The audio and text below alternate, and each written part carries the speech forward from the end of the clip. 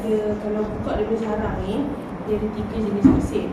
Satu propolis, satu nektar, satu lagi ada bunga.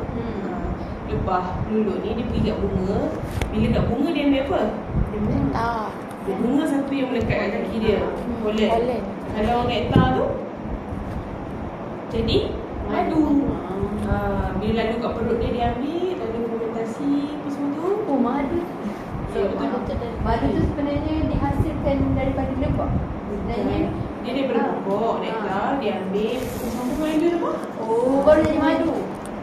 Kita makan air dia lebah lah. Dia adalah proses dia fermentasi kat situ, sebab tu dia macam masam-masam sikit. Okey. Lagi satu yang apa tu? Dia punya propolis tu, yang lilin dia tu.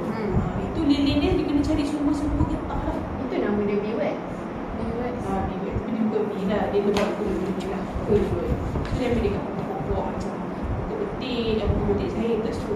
So pokok yang ada getah lah, pokok pisang, berapa, pokok kasia, pokok situ. So dia perlukan 3 sumber. Dia tak, kalau kita kata kita tanam bunga je, tak cukup getah, tak boleh, sebab dia punya getah tu dia nak buat sarang dia tu. Sarang dia yang sel tu semua dia daripada getah. Okey, jadinya semua sumber kena ada. Tak boleh yang satu ni banyak, satu ni kurang, kena ada semua. So sebab tu nak boleh lulut kena tengok sumber. Kalau tak cukup, tambah sumber. Okey, jadinya untuk yang lulut ni kita tahu harga dia berapa sekilo.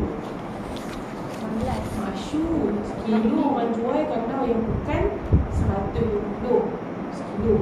Kalau bukanlah, kalau yang beli sikit-sikit ni boleh dapat pergi 300. Dia jual botol-botol. Madu kelulut. Bukan madu manis dia, madu kelulut. Memang madu kelulut. Sebab kita tahu madu kelulut tu lebih banyak khasiat daripada madu biasa. Biasa dia sukrose. Kalau yang ni dia trihalurus. Dia bentuk glukosa yang berbeza lah. Dia boleh naik sikit. Dan sukrose dia sugar kan, trihalurus. Cuba tengok trihalurus apa kebaikan kan? Di mana? Search dekat Google. Search Google. Cuba search trihalurus, kebaikan trihalurus. Trihalurus. Mesti nulis Trihalurus. Kan ikan dia trihalus. Bukan trihalus. Trihalus. Trihalus Trihalusa. Oh, natural sugar, disaccharide. Untuk glucose molecule ni. Waalaikumsalam. Trihalus. Uses Assalamualaikum. blood sugar. Saya korang sepadan. Iya, pelajar kita yang pertama.